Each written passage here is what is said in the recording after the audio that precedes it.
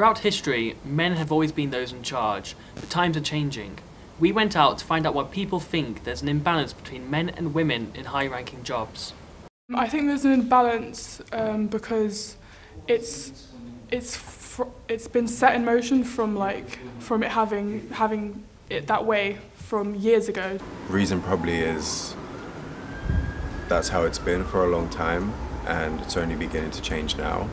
I think there's more men in high-ranking jobs. It's probably a historic thing.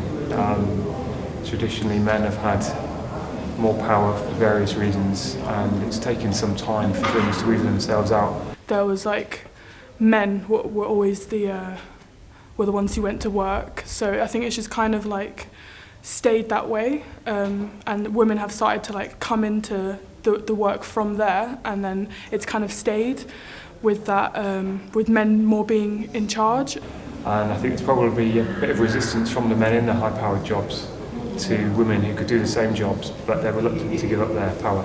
And I think that it's slowly kind of coming to the point where women are able to kind of get to those higher positions. We wanted to find out why people think it's important to see women in powerful roles.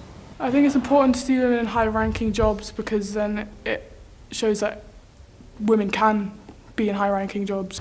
I think it's important for young women to have something to look up to. I think it's important to see women in high-ranking jobs because why wouldn't you?